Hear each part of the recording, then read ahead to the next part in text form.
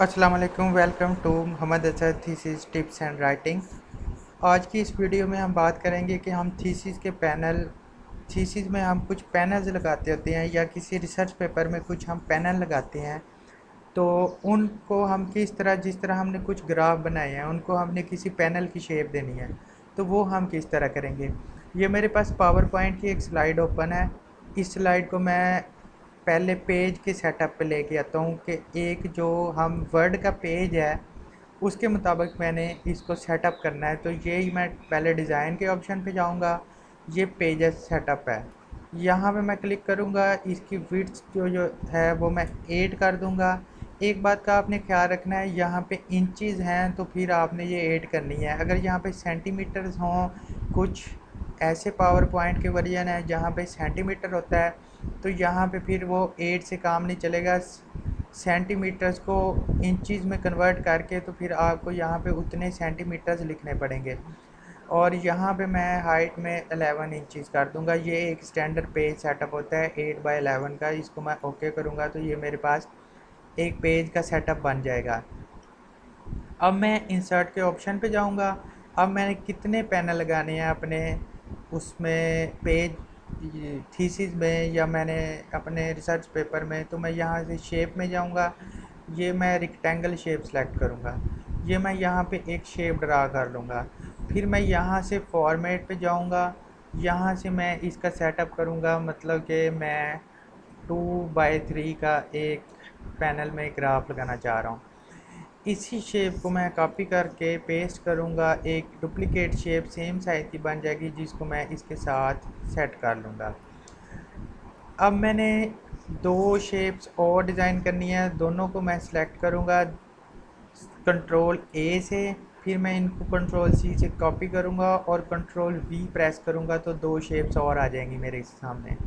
इन shapes को मैं इसके नीचे सेट कर दूँगा तो ये मेरे पास 4 शेप्स का एक पैनल बन जाएगा। आपने 6 का बनाना है 6 बना लें, जिस तरह आपने शेप्स को एडजस्ट करना है आप उनको एडजस्ट कर लें। अब इसमें मैंने ग्राफ ऐड करने हैं, तो ये मैंने ग्राफ बनाए हुए हैं। ये मैं ग्राफ ऐड करना चाह रहा हूँ। ये मैं पहला ग्राफ है, मैं इसको कॉपी करूँगा। कॉपी करने के बाद कंट्रोल सी से मैंने कॉपी किया, मैं दोबारा अपने उसी पे आया। मैंने फर्स्ट शेप में इसको इंसर्ट करना है तो मैं राइट क्लिक करूँगा। इसको राइट क्लिक करने के बाद फॉर्मेट शेप पे जाऊँगा। यहाँ से मैं फिल पे जाऊँगा। फिल में से पिक्चर फिल है और यहाँ से क्लिप बोर्ड पे मैं क्लिक करूँगा तो मेरे पास जो मैंने ग्राफ कॉपी किया था वो इसमें आ चुका है। अब मैं नेक्स्ट जो है उसको भी इसी तरह यहाँ से कॉपी करके ले आऊँगा। कॉपी करने के बाद यहाँ पे मैं क्लिक करने के बाद इसी को मैंने, अब इसको मैंने क्लोज नहीं किया, ये वैसे ही ओपन है। तो ये मैं पिक्चर फील पे क्लिक किया। अब देखें इसमें ग्राफ आ गया लेकिन पुराना आया है जो मैंने पहले कॉपी किया था। अब आपने न्यू इंसर्ट करना है तो आपको क्लिप बोर्ड पे क्लिक करना पड़ेगा। तो देखें ये अब चेंज हो गया। तो इसी तरह फिर मैं इसमें थर्ड ग्राफ करूँगा। ये मेरे पास थर्ड, इसी तरह मैं पिक्चर फील पे क्लिक करके क्लिप बोर्ड पे क्लिक किया तो ये मेरे पास थर्ड ग्राफ आ गया। इसी तरह मैं फोर्थ ग्राफ कर लिया तो ये मेरे पास फोर्थ ग्राफ आ गया। Picture fill and clipboard पे क्लिक कर दिया तो ये मेरे पास चारों ग्राफ आ गए। अब मैंने इसको वर्ड में पेस्ट करना है, तो मैं इसको कैसे वर्ड में पेस्ट करूँगा। ये तो मेरे पास पावर पॉइंट में मैं एक पे क्लिक करूँगा।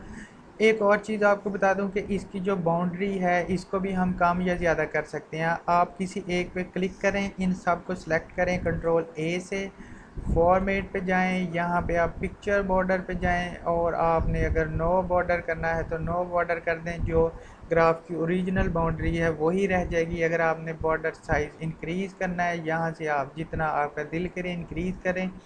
और अगर बॉर्डर साइज़ का आपने कलर चेंज करना है तो यहाँ से आप उसका कोई भी कलर चेंज है। मैं नॉर्मल बॉर्डर साइज़ में ब्लैक कलर रख के ये इस तरह पैनल बना रहा हूँ। तो अब मैंने इसको वर्ड में लेके जाना है। मैंने एक पे क्लिक किया, कंट्रोल ए से सबको सिलेक्ट किया, कॉपी किया और मैं ये आपके सामने एक मैं वर्ड ओपन कर रहा हूँ। ये मेरे पास वर्ड है तो ये मैंने ओपन किया है। अब मैं इसमें कैसे पेस्ट करता हूँ ये देखें। इसमें मैं राइट क्लिक करूँगा और यहाँ पे एक पिक्चर पेस्ट का ऑप्शन आता है। मैं इस पे क्लिक करना होगा तो ये इस तरह मेरे पास ये पेस्ट हो जाएगा। इस पे मैं क्लिक करके पूरी पिक्चर पे ये सेंटर अरेंजमेंट कर दूंगा तो ये सेंटर हो जाएगा, मेरा पेज के सेंटर में आ जाएगा। अब इसकी आप ये नीचे इसके डिटेल लिख सकते हैं अपने थीसिस में, अपने रिसर्च पेपर्स में। अब ये इसमें जो ब्लैक बाउंड्री है ये ज़्यादा नज़र आ रही है, तो अगर आप इसको कम करना चाहें तो यहाँ से आके आप पिक्चर बॉर्डर में नो आउटलाइन कर दें और इसको दोबारा आप सेलेक्ट करें, कॉपी करें। अब मैं आपको रिप्लेस करके दिखाता हूँ कि इसकी बाउंड्री कैसी है।